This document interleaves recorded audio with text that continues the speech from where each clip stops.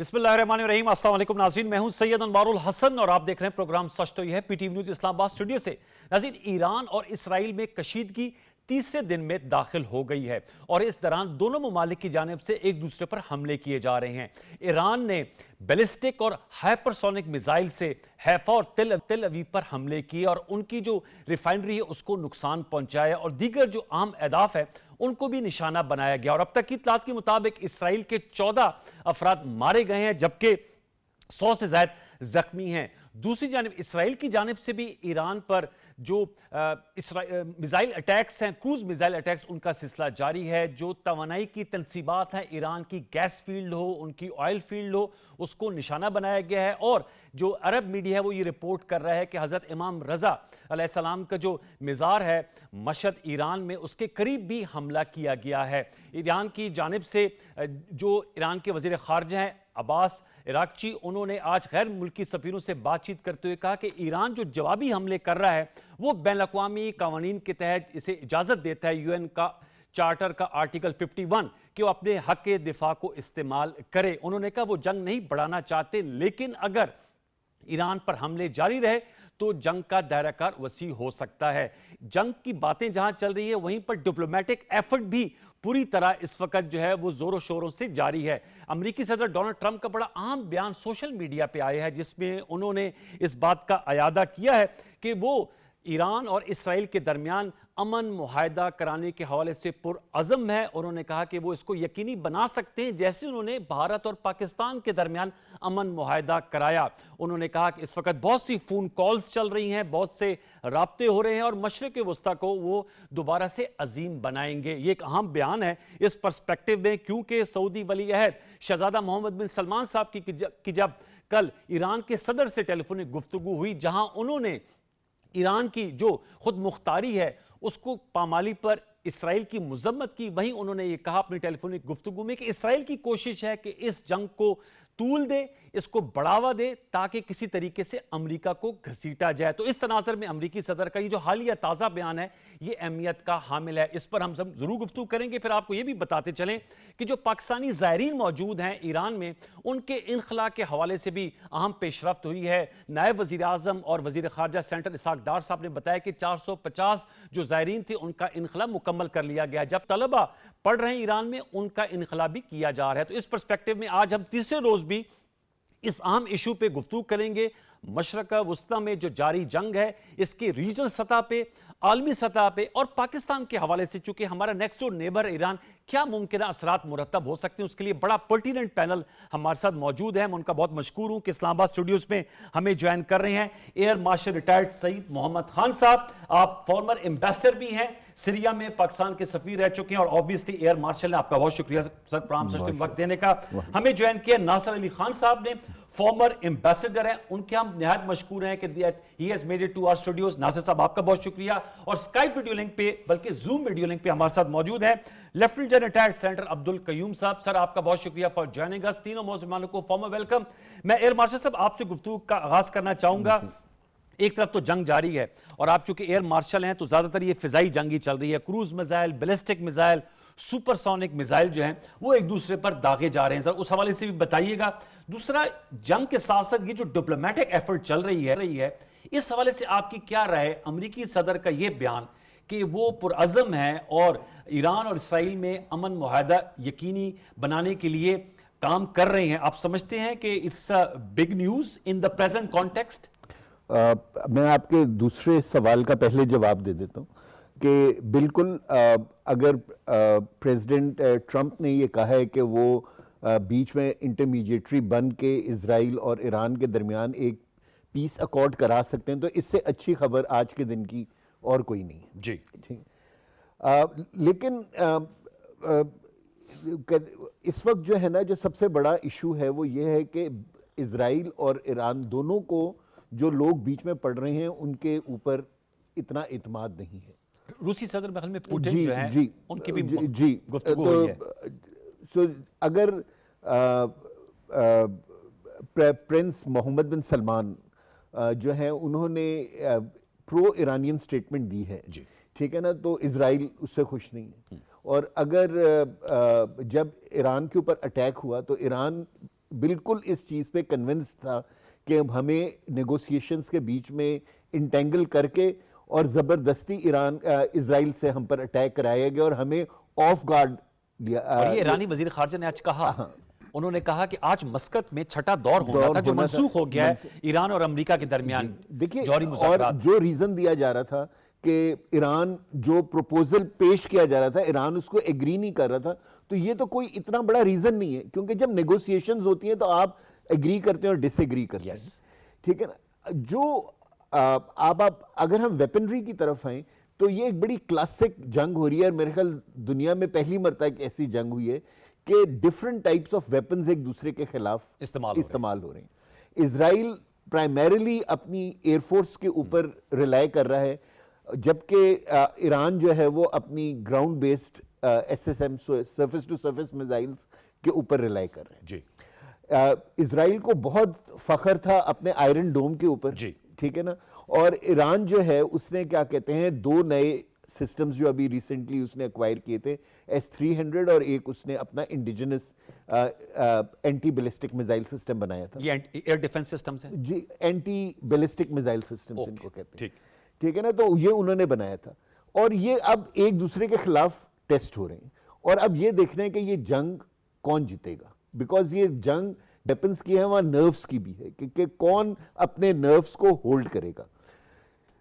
जो पहला attack Israel ने ईरान के ऊपर किया, मेरे ख्याल में from the intelligence point of view it was a big success for Israel and a big disaster for Iran. उनकी फौजी लीडरशिप सारी उड़ गई।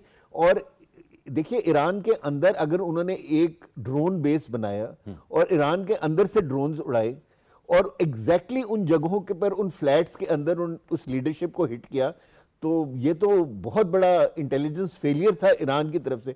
और अब ईरान, अगर जिस तरह आप कह रहे हैं कि ईरान के फॉरेन मिनिस्टर ने और डिफेंस मिनिस्टर दोनों ने ये बात मानी कि जी के हमने जो हमारे बीच में जो ट्रेटर्स थे उन्होंने इजराइल की मदद की, गिरफ्तारियां भी हुई हैं जी, मोसाद की मदद की और उसमें हो।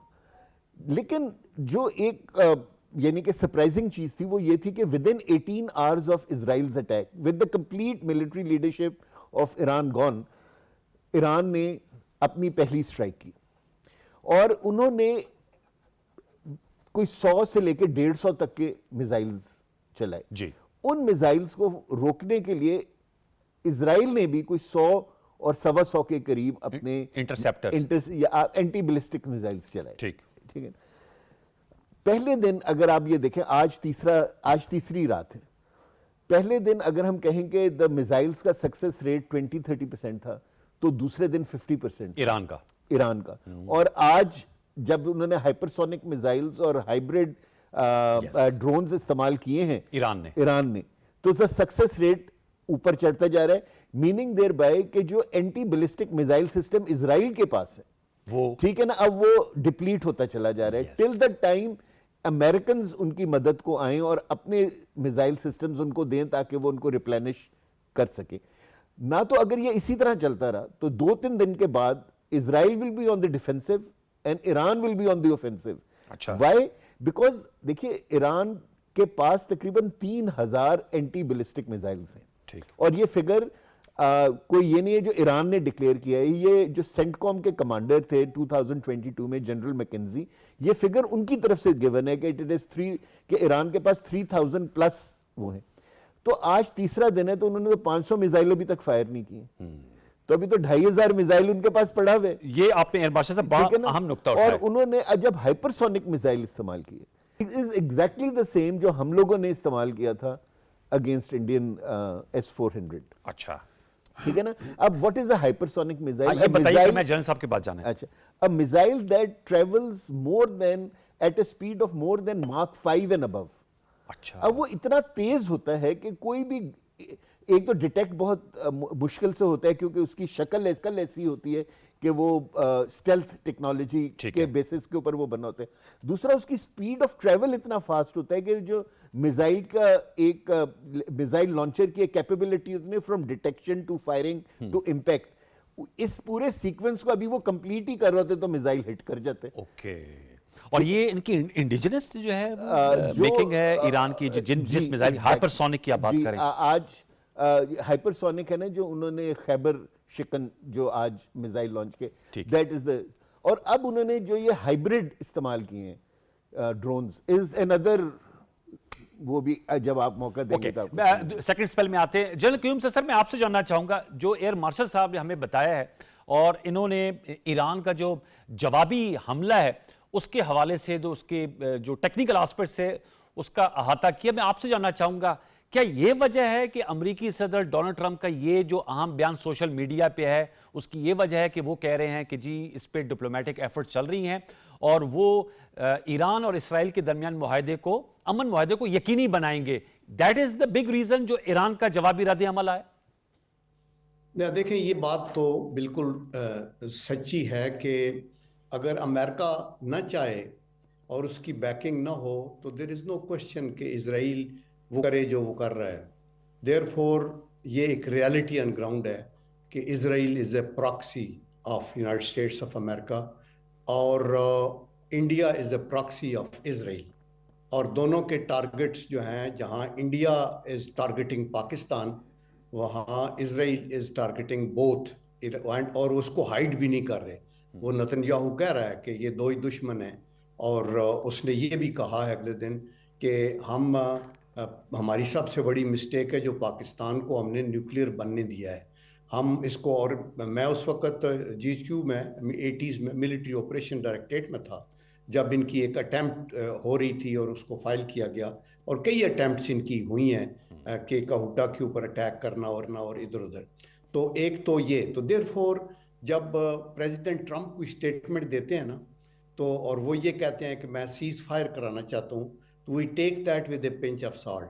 उसकी वजह यह है कि अगर आपको ह्यूमैनिटी का इतना दर्द है और आप चाहते हैं कि इस तरह एक दूसरे के ऊपर कत्लो गारत ना हो, तो आपने तो गाजा में सीज फायर को वीटो कर दिया है। बाकी 24 मुल्कों ने कहा कि होना चाहिए सीज फायर, आपने कहा नहीं होना चाहिए। तो आपकी जो मोहब्बत है इंसानियत के लिए वो तो अयां है, और अमेरिका के अंदर तो ओवरवेलमिंगली ज्यूज़ का इम्पैक्ट है और हनूदो यहूद का वहाँ बहुत एक बड़ा वो है, गठजोड़ है। तो देयरफॉर हम ये कैसे मान जाएं? वो कहते हैं ना कि मेरे पास से गुजर कर मेरा हाल तक ना पूछा, मैं कैसे मान जाऊं कि वो दूर जाके रोए।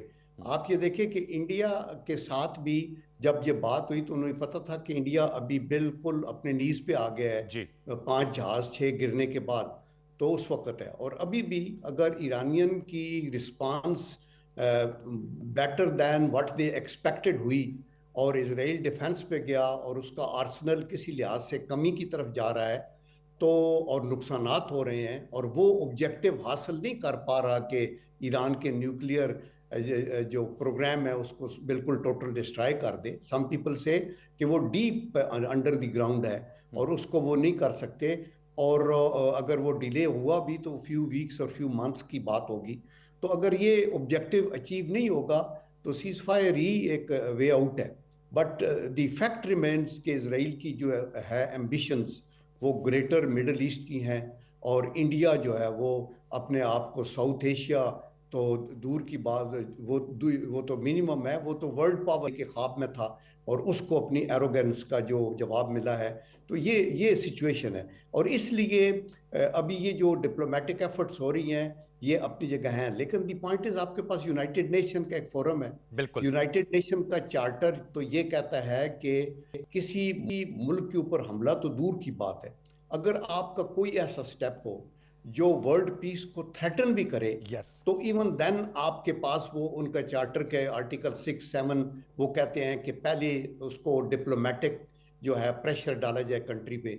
नंबर 2, अगर वो ना माने तो फिर इकोनॉमिक सैंक्शंस लगाई जाएं। अगर वो भी ना हो तो फिर यूनाइटेड नेशन की फौज हो जो कि काइनेटिक फोर्स को इस्तेमाल करे। तो आप ये देखें कि कितने रेजोल्यूशन पास हुए हैं यूनाइटेड नेशन के, और कितना आपकी जो इंटरनेशनल कोर्ट ऑफ जस्टिस ने क्या कहा है। तो अगर ये बैनुल अक़वामी अदारे जो हैं वो सारा जोर लगा रहे हैं और आप उनको वीटो करते जा रहे हैं, तो ये गेम प्लान डिफरेंट है ना। देयरफॉर इसमें जो सबक मिलता है वो ये होता है कि हमें बिल्कुल चौकन्ना रहना है, हर किसी ने अपने पाँव के ऊपर, हर मुल्क ने अपने दिफा के लिए, अपनी मईशत के लिए अपने आप को तैयार रखना है। अभी ये जो फॉल्स नैरेटिव एक और चला रहे हैं ना हमें इम्प्लीकेट करने का, कभी कहते हैं पाकिस्तान के मिसाइल जो है ईरान को गए हैं, कभी कहते हैं जहाज गए हैं, कभी कहते हैं पायलट गए हैं, कभी मतलब है कोई ना कोई इल्जामात उसके ऊपर, और ये सब fake news and part of the narrative है जिसको बोथ हनूदो यहूद जो है ये प्रमोट कर रहे हैं टू इम्प्लीकेट पाकिस्तान एंड से कि जी ये ईरान अकेला नहीं था, वो था। हमारा व्यू पॉइंट ये है कि हम पीस लविंग हैं, हमारा अपना जो न्यूक्लियर और मिसाइल की हमारी पावर है वो हमारे डिफेंस के लिए है। हम तो दुनिया में अमन और यूएन के चार्टर के मुताबिक चलने की बात करते हैं। हम क्यों एक ऐसे रीजनल या बैन अवी कॉन्फ्लिक्ट के अंदर शामिल हो कि उसको और हवा दें? हम तो ये चाहते हैं कि ये खत्म होना चाहिए, सीजफायर हो, और ये लोग वार क्राइम्स के ऊपर ट्राई हों। इधर मोदी है और उधर नेतन्याहू। बिल्कुल सर, आपने हम नुकात उठाए। जैसे मैं दोबारा लौट के आपके पास आता हूं, नासिर अली खान साहब, मैं आपसे जानना चाहूंगा, ये तो एक तो कुछ अहदाफ जो है जो इसराइल के वज़ीर आज़म जो हैं वो खिताबात में कहते हैं कि हम ईरान को न्यूक्लियर नहीं होने देते। वैसे शूमी किस्मत खुद न्यूक्लियर हैं, 70 से 90 के करीब उनके पास न्यूक्लियर वेपन्स है। वो मेहदी हसन का मैं इंटरव्यू सुन रहा था, वो इसराइली वजीर से पूछे थे कि आपके पास कितने न्यूक्लियर वेपन्स है, कहता आई डोंट नो। व्यूअर्स आप जरूर देखिएगा कि उन्होंने कहा कि अगर ये सवाल मैं ईरान से करूँ और ईरान कहे हमें नहीं मालूम कि हमारी न्यूक्लियर कैपेबिलिटी किस नहज पे है, तो कितना कोराम मचेगा। और इसराइली वजीर कह रहे हैं कि जी मुझे नहीं मालूम हमारे पास कितने न्यूक्लियर हथियार हैं। तो एक तो ये हदफ है। दूसरा, जो कल भी हम बात करते हैं अपने शो में, उनका हदफ ये भी है, जो वेस्टर्न मीडिया बहुत प्रोपोगेट कर रहा है, रिजीम चेंज की बात हो रही है। और वो आपने नोट किया कि इसराइली वज़ीर आज़म ने ब्रेव इरानियन पीपल को भी एड्रेस किया। तो इस हवाले से भी मैं आपसे जानना चाहूँगा, इस हवाले से आपका क्या नुक्ता नज़र है? देखिए, पहली बात तो ये है कि जो इंटरनेशनल रूल्स बेस्ड एक ऑर्डर है वो तो आप ये समझ लें कि एक मजाक बन गया है, वो तबाह हो गया है। वो जिसकी लाठी उसकी भैंस, जिसकी ताकत जहाँ चलती है वो चलाता है। चाहे वो इंटरनेशनल कोर्ट ऑफ जस्टिस हो, चाहे वो एक यूएन ऑर्गेनाइजेशन हो, सबको ये डीमोनाइज करते हैं, सबको क्रिटिसाइज करते हैं। जो यूनाइटेड नेशंस के रेजोल्यूशंस हैं जिनको वीटो नहीं भी किया गया यूनाइटेड स्टेट्स की तरफ से, उसको भी ये फ्लाउट करते हैं। तो वो तो आप समझ लें कि जिन चीज़ों की हम कानून के तौर पे बात करते हैं वो तो अब कहीं नहीं रहा। ठीक है जी। अब बात ये है कि जहाँ तक इज़राइल का ताल्लुक है, ये कोई नई चीज़ नहीं है।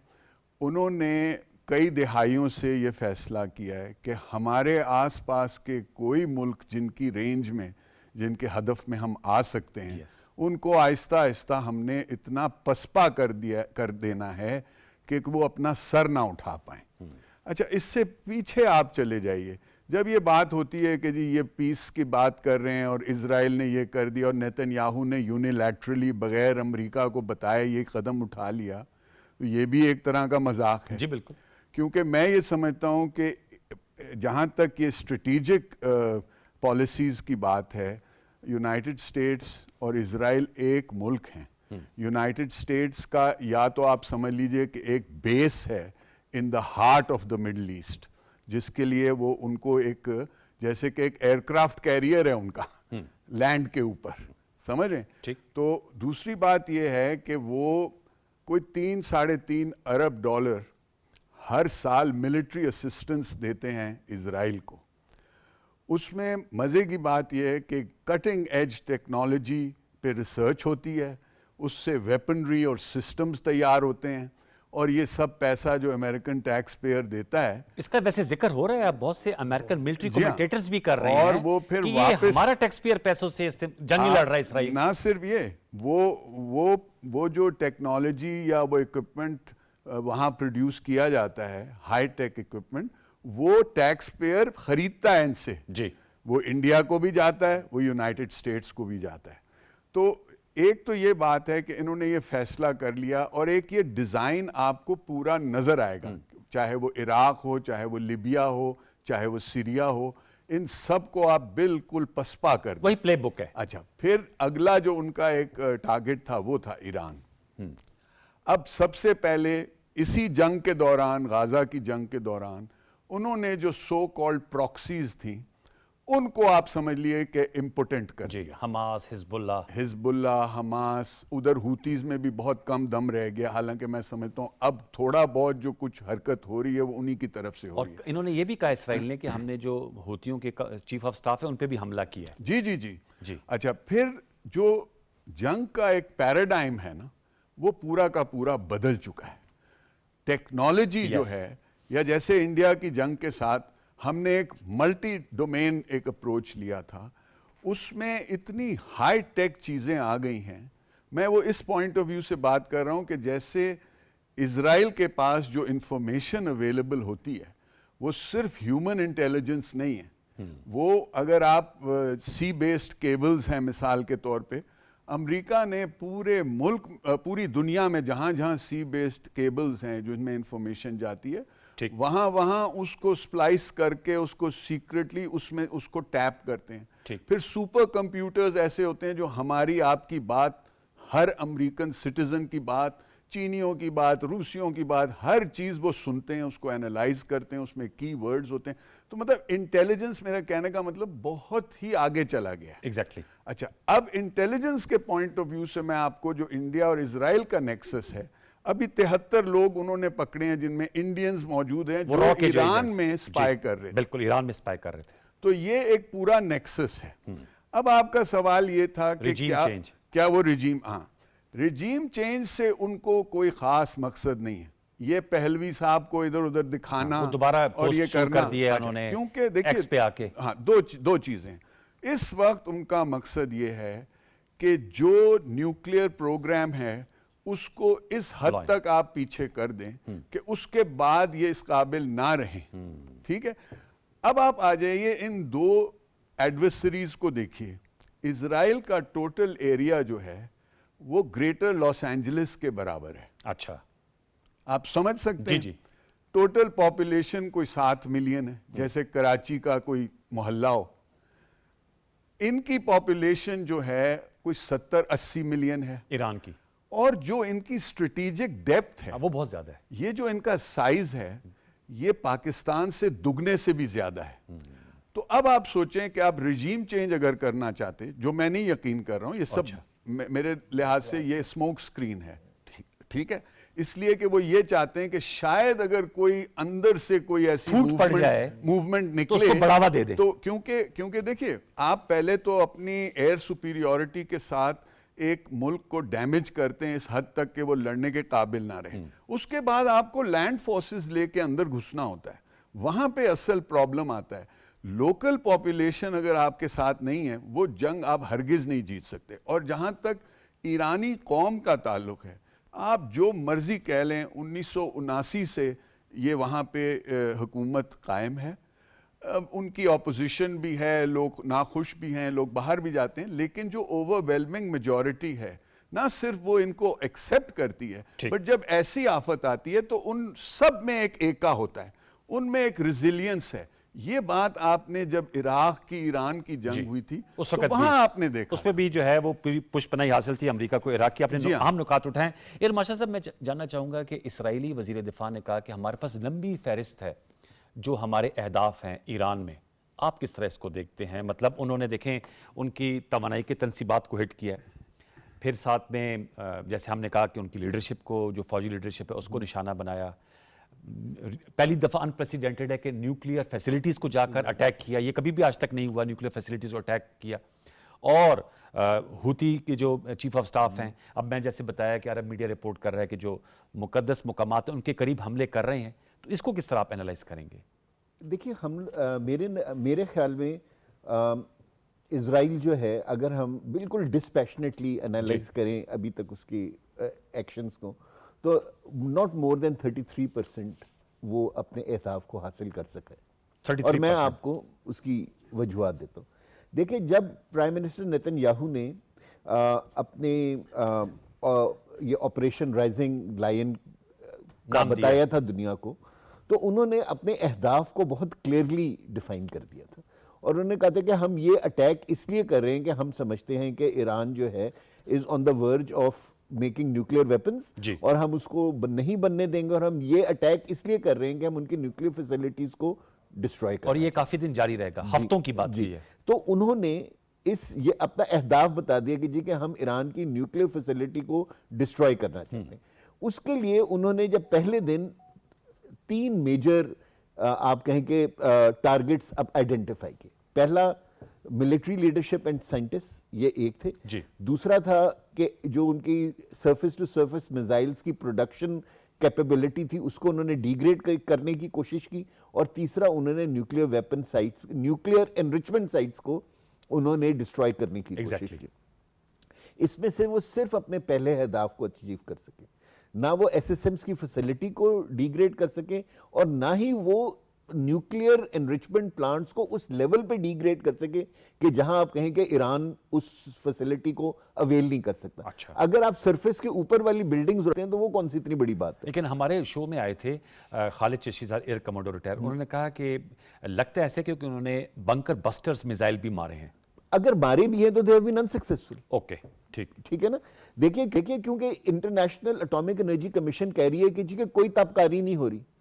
ठीक, अगर तो वाकई ही सेंट्रीफ्यूजेस हिट हो गए होते तो इस वक्त तो उस इलाके के अंदर क्या कहते हैं न्यूक्लियर रेडिएशन हर जगह होती है ना। Exactly. तो वो नहीं हुई। सो आई वुड से कि जी कि वो जो चीज अचीव करना चाहते थे, देखिए आप अपना मैक्सिमम अहदाफ उस वक्त अचीव करते हैं जब आप पहला अटैक करते हैं, और ये पहला अटैक उन्होंने Iran was not expecting this attack. So जो सरप्राइज एलिमेंट था वो सिर्फ पहले दिन था, अब तो कोई सरप्राइज एलिमेंट नहीं, अब तो जंग छिड़ चुकी है। अब तो जंग है, बिल्कुल, अब सही ठीक है ना। तो अगर वो उस वक्त अहदाफ हासिल नहीं कर सके तो इसका मतलब यह है कि हम उनको बहुत ओवर हाई रेट कर रहे हैं। अच्छा, ठीक है ना। देखिए जहां भी हमने बात की, हमने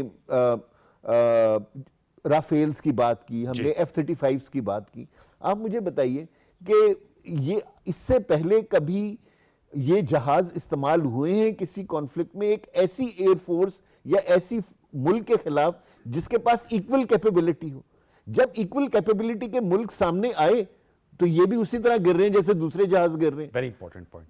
ठीक है ना। बिल्कुल, आप नुक्ता जारी है, लेकिन हमारा वक्त हो जाता है एक वक्फे के बताएंगे, आर्गूमेंट कंप्लीट करेंगे, फिर मैं जनरल कयूम साहब के पास जाऊंगा। व्यूअर्स एक छोटा सा वक्त शामिल करते हैं, बड़ी पुरमक्स गुफ्तगू हो रही है आज के शो में। स्टे ट्यून, वॉच प्रोग्राम सच तो ये, टेक अ ब्रेक।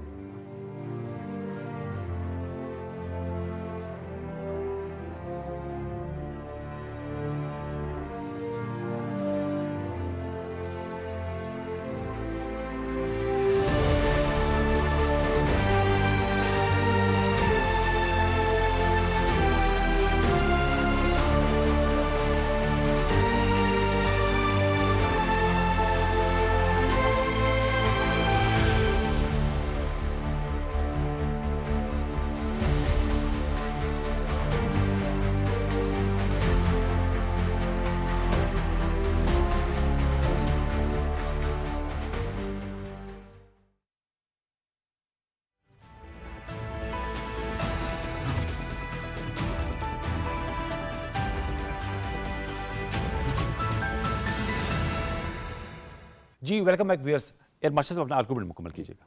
अब देखिए जो इस वक्त जो इजराइल जो है ना, मुझे जब आपने जैसे अभी बताया कि वो क्या कहते हैं फ्यूल स्टोरेज साइट्स को हिट कर रहा है, वो इलेक्ट्रिसिटी ग्रिड स्टेशंस को हिट कर रहा है, गैस फील्ड्स को उन्होंने हिट ठीक किया है ना, गैस फील्ड्स, ये सारे वो टारगेट्स हैं जो जेनेवा कन्वेंशन के तहत आप अटैक नहीं कर सकते।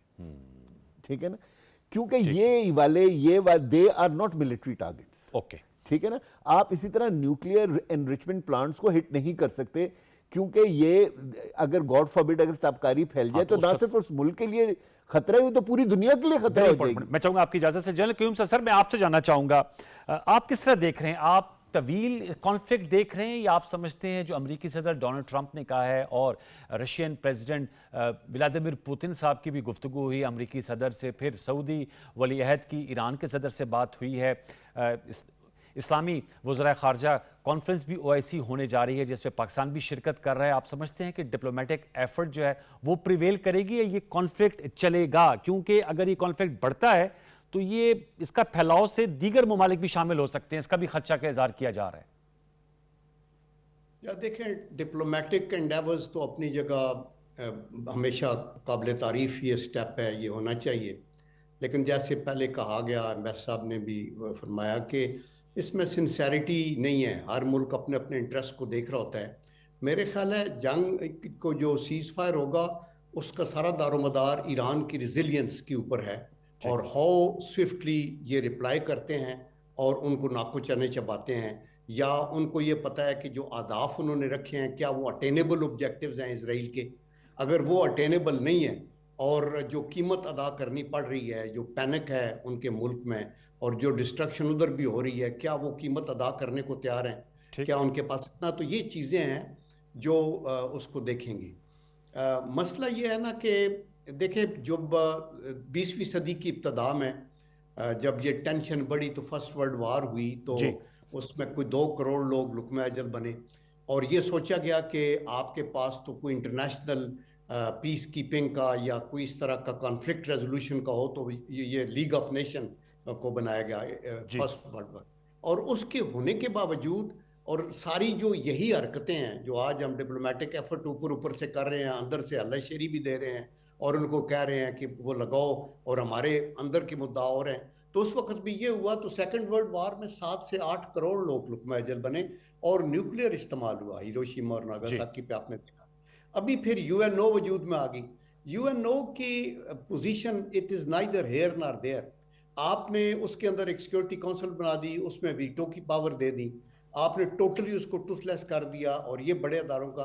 तो इसलिए जैसे मैं साहब ने पहले कहा है कि ये जिसकी लाठी उसकी भैंस का मसला है, और हर मुल्क को अपनी उस लिहाज से प्रेपरेशन रखनी चाहिए। And I am confident that by the grace of Allah ये जो ईरान है ये बहुत बड़ा एक लैंड मास भी है, एक बहुत रिजिलियंट कौम भी है, और ये आपस में तो इनके जब इन्होंने बाहर से रिजीम चेंज की थी, मुसद्दक को हटा के शहनशाहियत कायम की, और फिर शहनशाहियत को हटा के खुमैनी साहब आ गए, तो ये उनका इंटरनल सारों के ज़्यादातर हुए थे। बाहर से किसी ने अटैक करके तो ये नहीं किया था। यहाँ भी इजराइल अटैक करके कोई रिजीम चेंज नहीं कर सकता। और ये मुल्क जब यहूदियों के साथ लड़ाई हो, और जिन्होंने आपने देखा गाजा में या लेबनान में या इन हिजबुल्ला के साथ या हमास के साथ क्या किया, और दरिंदगी की हद तक जो इंसानियत सोज मजालिम की, आज भी बमबारी की है गाजा पे, आज भी। और देखिए जनेवा कन्वेंशन में ना ये 1 by 1 आई। पहला ये आया कि पॉपुलेशन सेंटर पे हमला नहीं करेंगे, फिर आया ये कि आप प्रिजनर ऑफ वार के कैंप पे नहीं करेंगे, फिर आया ये कि आप अगर कोई जहाज जख्मियों को हॉस्पिटल्स पे नहीं करेंगे, और अगर कोई जहाज कैदियों को या जख्मियों को लेके जा रहा है उस पे नहीं। इस पे कन्वेंशंस हैं मुख्तलिफ, और ये सारी चीज़ों को बालाए ताक रख के तो अगर इजराइल ऐसे कर रहा है, तो इसमें मैदान के अंदर ही जब उनको ये पता चलेगा कि वो ये नहीं कर सकते और ये मुश्किल काम है, तो फिर ये सीज फायर की तरफ आएंगे, जैसे इंडिया दौड़ के गया था। अभी इंडिया की रौनक आप देख ली थी ना, कि वो तो कभी किसी तरफ लिख ही नहीं, वो तो कहते हैं साउथ एशिया के दुनिया के हम पावर है, शाइनिंग इंडिया ऊपर आ रहा है। और जब और एक फॉल्स प्रोपेगेंडा पाकिस्तान के खिलाफ टूट गया अंदर से, पॉलिटिकल पोलराइजेशन है, आर्मी अनपॉपुलर हो गई है, सब कुछ, और वो मोदी के सर को भी चढ़ा, और फिर उसने वो ब्लंडर किया कि वायलेशन शुरू की, एयर वायलेशन भी की और वाटर का भी वो धमकी दे दी और सब कुछ किया।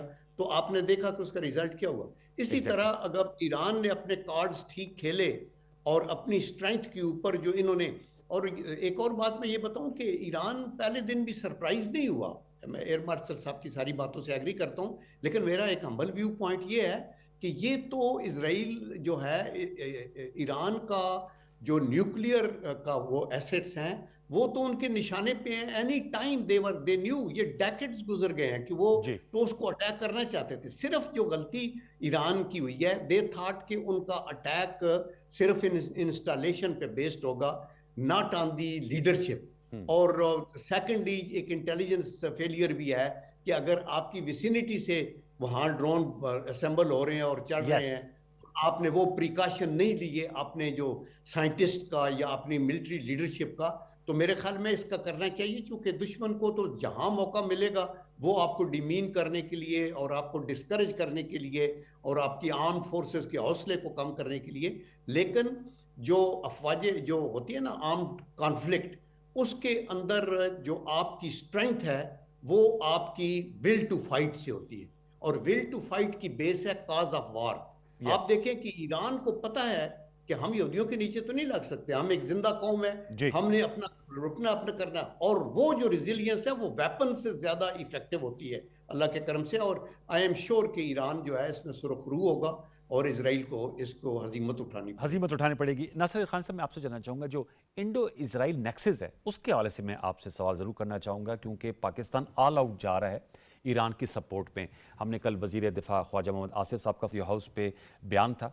वज़ीर आज़म पाकिस्तान मोहम्मद शहबाज शरीफ साहब ने ईरानी सदर से बातचीत की, उन्होंने अपनी पूरी सपोर्ट का इज़हार किया। फिर कुछ दिन कबल ये पाक भारत जंग के बाद जिसमें हमने उनको धूल चटाई, पाकिस्तानी आला सतही वफ्द ईरान किया, वहाँ बड़े अच्छी प्रेजेंटीज एक्सचेंज हुई। ये जो इंडो इसराइल नेक्सस है और जिस तरह इंडिया जो है वो SCO मुल्कों में उन्होंने कंडेम नहीं किया जो इसराइल के अटैक्स है ईरान पे, पाकिस्तान के लिए ये मूवमेंट जो है वो कितना अहम है? क्योंकि ईरान के हवाले से ये था कि कुछ माजी में कुलभूषण यादेव हो गया या दूसरे ऑपरेटिव्स जो वहीं से आए थे पाकिस्तान और फिर वो पकड़े गए। तो इस सवाल इस पर्सपेक्टिव में आपसे जानना चाहूँगा, ये भी नई रियलिटी सामने आ रही है ना। जहाँ तक इजराइल और इंडिया का नेक्सस है, उनका जो कोलैबोरेशन है वो सिर्फ इंटेलिजेंस शेयरिंग में नहीं है, उसमें ट्रेनिंग भी है।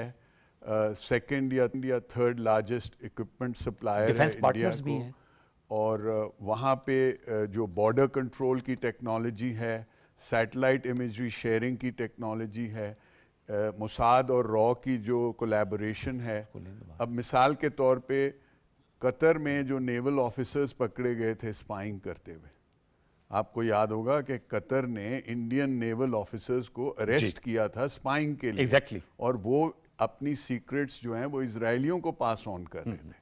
तो ये एक बड़ा डीप नेक्सस है और डीप कोलैबोरेशन है, और इसका एक रैशनैल भी है। रैशनैल इस तरह है कि अगर आप कई साल पीछे चले जाएं तो यही नेतन्याहू साहब से एक इंटरव्यू हो रहा था और उनमें वो पूछ रहे थे कि सबसे डेंजरस मुल्क कौन से हैं, तो उन्होंने ईरान का नाम लिया, उसके बाद उन्होंने पाकिस्तान का नाम लिया, क्योंकि पाकिस्तान उनकी नज़रों में बहुत अरसे से है। ख़ास तौर से जब से हमारे पास एक न्यूक्लियर वेपन आया है तो वो इस बात से फ़िक्रमंद है कि ये कहीं पाकिस्तान हमारे आगे आके खड़ा ना हो जाए।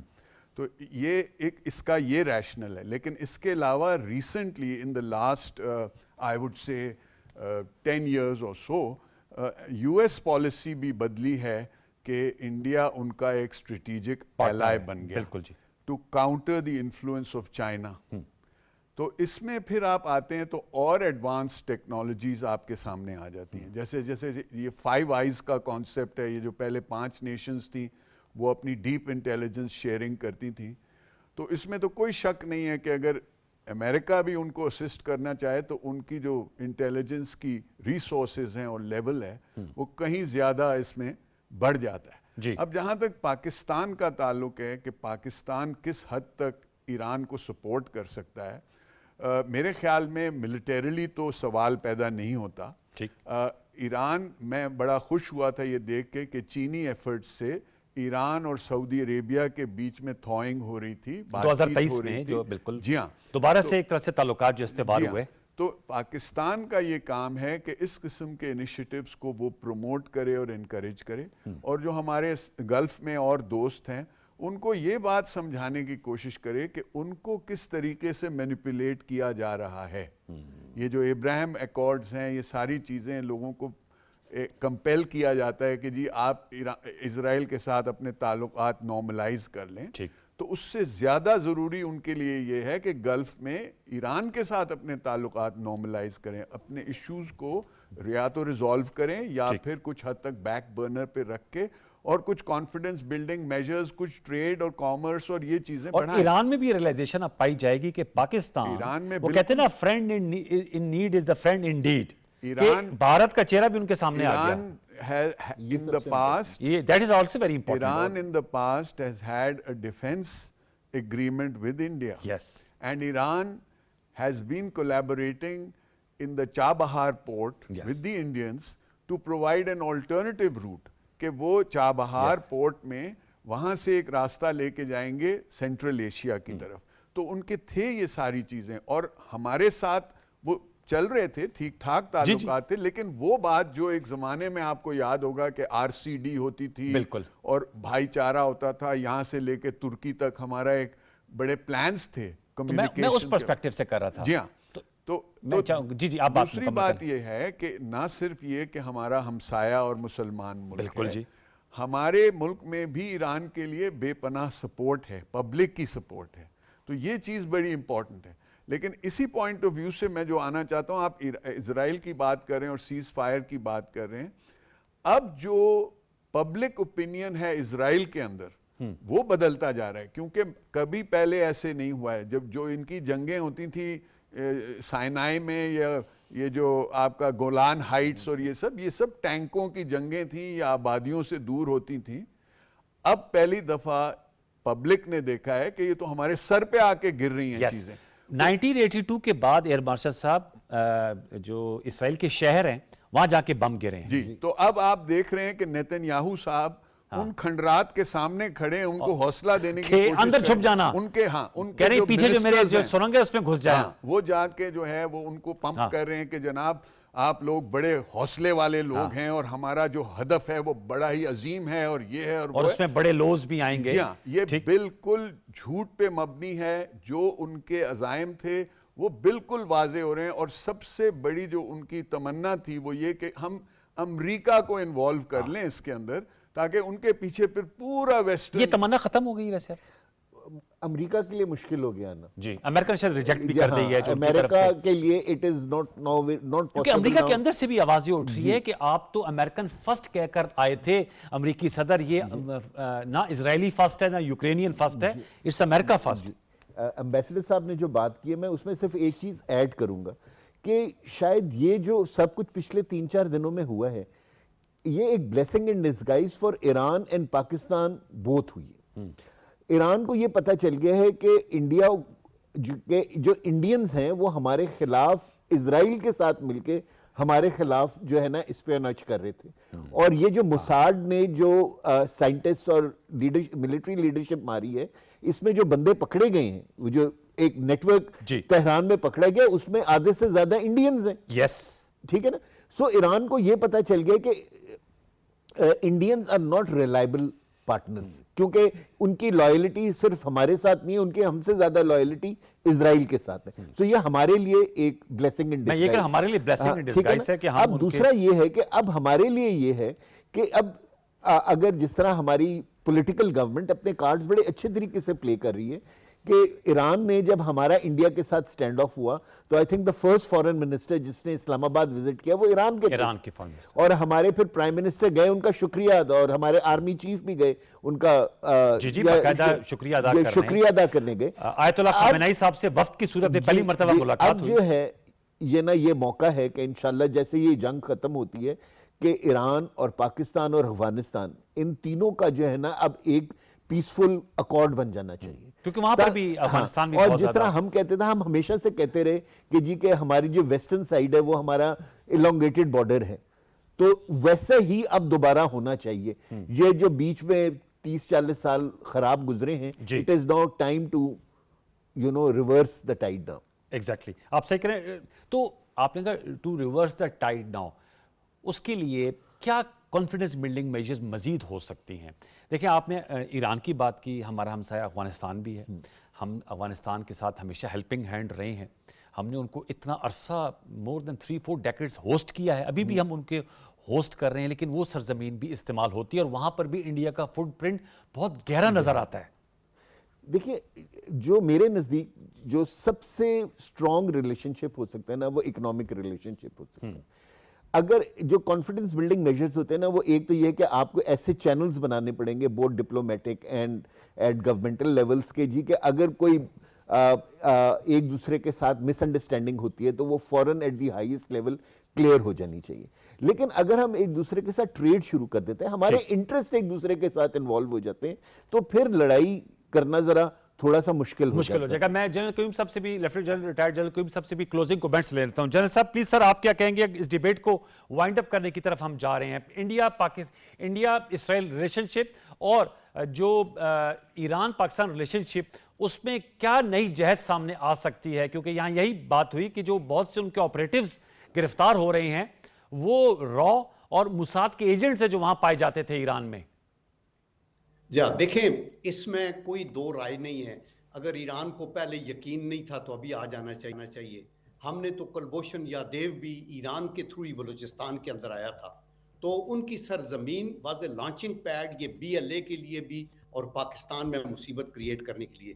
तो ईरान को अभी कोई डाउट भी है तो वो ख़त्म हो जाना चाहिए और उनको पता होना चाहिए कि उनका जो फ्रेंड है वो क्लोजेस्ट वो पाकिस्तान है, जो हम नेबर भी हैं और हमारी अपनी पीपल टू पीपल एक मोहब्बत और शफकत का रिश्ता है। और इसी तरह जो इजराइल और इंडिया है वो तो और करीब आएंगे, क्योंकि अगर इंडिया को इधर मुंह की खानी पड़ी है और इजराइल वहां अपने ऑब्जेक्टिव्स हासिल नहीं कर सकता, तो obviously they would like to align, क्योंकि दे वुड वो इरिटेंट इसी को समझते हैं कि ये जो मुस्लिम स्टेट्स में स्ट्रॉन्गेस्ट कंट्रीज पाकिस्तान है, ईरान है और टर्की है, इन कंट्रीज को किसी न किसी तरीके से न्यूट्रलाइज किया जाए। तो मेरे ख्याल में हमें मुस्लिम दुनिया में एक अंडरस्टैंडिंग को बढ़ाने के लिए इवन सऊदी अरेबिया वगैरह और इजिप्ट और दूसरे कंट्रीज जिनके अंदर बहुत मेहनत की जरूरत है, Indonesia is another very strong country, तो मेरे ख्याल में एक ये एफर्ट करके हमें इकट्ठा होना पड़ेगा। And secondly, out of the Muslim world most important is African continent, आपका साउथ अमेरिकन जो कॉन्टिनेंट है वो, बिकॉज उन सब के वोट यूनाइटेड नेशन के अंदर वेरी इंपॉर्टेंट, और with good relationship with Russia, China and United States of America. I think इसी में हमारी कामयाबी। Thank you very much lieutenant general retired Abdul Qayyum sahab, आपका बहुत शुक्रिया। Air marshal Saeed Ahmad Khan, it was a pleasure having you. Nasir Ali Khan sahab भी हमारे साथ मौजूद थे। व्यूअर्स, ये हमारा इस हफ्ते का स्पेल था। ईरान और इसराइल के दरमियान जो जारी कशीदगी है उसका हमने अहाता करने की कोशिश की। अब देखते ही हैं कि अमेरिकी सदर डोनाल्ड ट्रंप का जो आज बयान आया है, क्या वाक़तन वो इस अमन मुआहदा कराने में कामयाब हो जाते हैं? उसका पैरेलल ड्रॉ कर रहे हैं पाकिस्तान और भारत का, जो उन्होंने करवाया, जो एक हकीकत है जो माननी भी चाहिए। और भारत अगरचे इससे इनकारी है। दोनों फरीकैन के दरमियान इस वक्त हमलों का सिलसिला जारी है। इस हवाले से पाकिस्तान टेलीविजन न्यूज़ अपनी खबरों और तज्जियों में आपको इसका अपडेट देता रहेगा। हमारी काविश कैसी लगी, अपने फीडबैक दीजिएगा सोशल मीडिया अकाउंट्स पे। मुझे सैयद अनवारुल हसन और सच की प्रोडक्शन टीम को इजाज़त दीजिए। कल भी मैंने जाते हुए कहा था कि हमारी हमदर्दियाँ ईरान के साथ हैं कि वो प्रिवेल अपॉन करें। इन्हीं कलमात के साथ मैं आपसे इजाज़त दूंगा। अल्लाह ने के बाद।